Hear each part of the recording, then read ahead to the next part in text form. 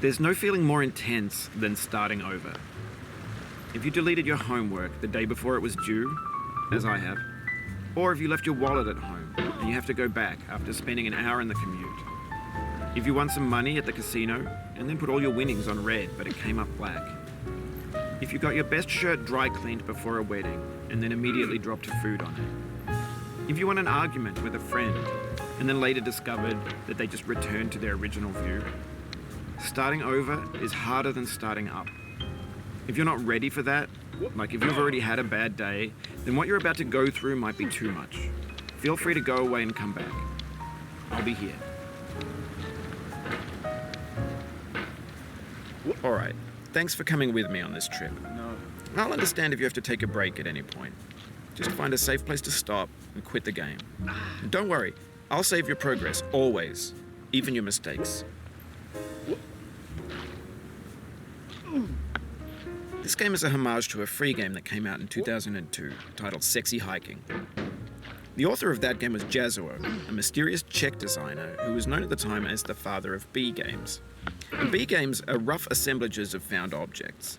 Designers slap them together very quickly and freely, and they're often too rough and unfriendly to gain much of a following. They're built more for the joy of building them than as polished products. In a certain way, Sexy Hiking is the perfect embodiment of a B game. It's built almost entirely out of found and recycled parts, and it's one of the most unusual and unfriendly games of its time. In it, your task is simply to drag yourself up a mountain with a hammer. And that act of climbing, in the digital world or in real life, has certain essential properties that give the game its flavor. No amount of forward progress is guaranteed. Some cliffs are too sheer or too slippery. And the player is constantly, unremittingly in danger of falling and losing everything. Anyway, when you start Sexy Hiking, you're standing next to this dead tree that blocks the way to the entire rest of the game.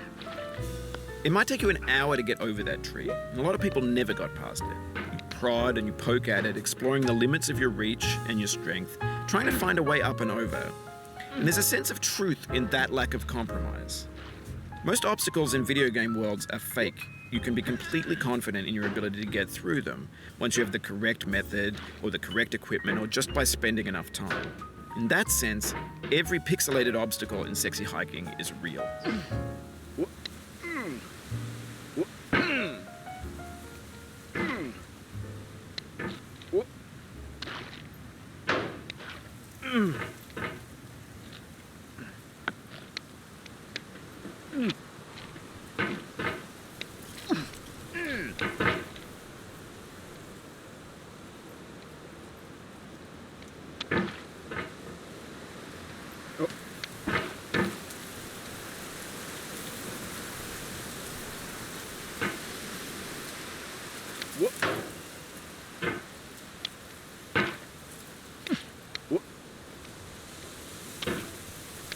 The obstacles in Sexy Hiking are unyielding, and that makes the game uniquely frustrating. But I'm not sure Jazzuo intended to make a frustrating game. The frustration is just essential to the act of climbing, and it's authentic to the process of building a game about climbing. A funny thing happened to me as I was building this mountain. I'd have an idea for a new obstacle, and I'd build it, test it, and it would usually turn out to be unreasonably hard. But I couldn't bring myself to make it easier. It already felt like my inability to get past the new obstacle was my fault as a player rather than as a builder. Imaginary mountains build themselves from our efforts to climb them, and it's our repeated attempts to reach the summit that turns those mountains into something real. When you're building a video game world, you're building with ideas, and that can be like working with quickset cement. You mold your ideas into a certain shape that can be played with, and in the process of playing with them, they begin to harden and set until they're immutable, like rock. And at that point, you can't change the world. Not without breaking it into pieces and starting fresh with new ideas.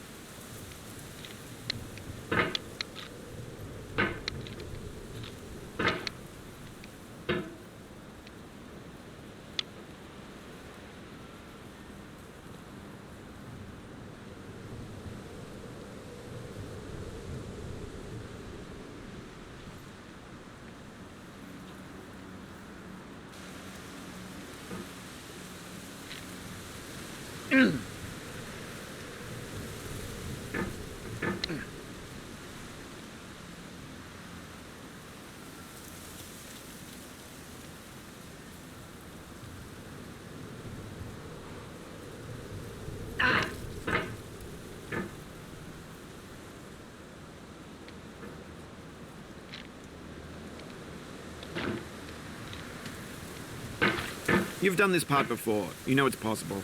Just do what you did the first time.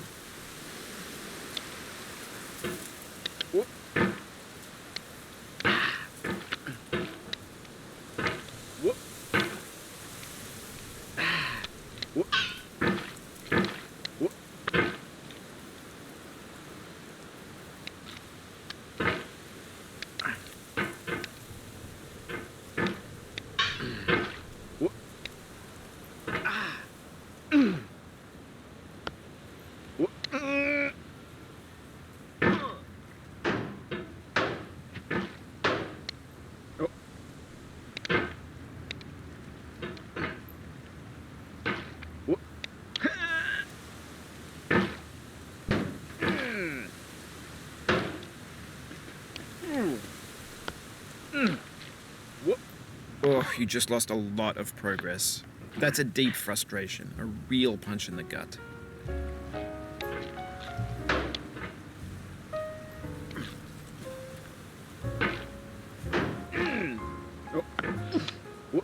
No.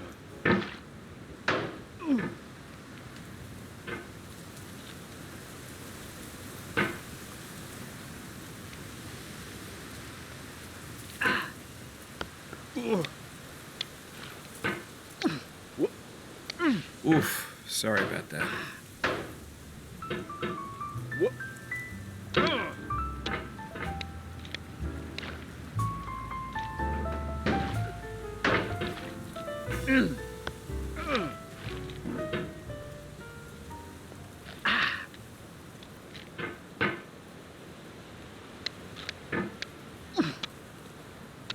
Oh, it happened again. Keep on trying, don't let it get to you.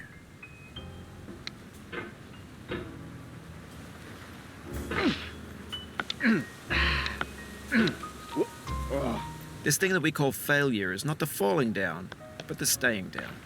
Mary Pickford.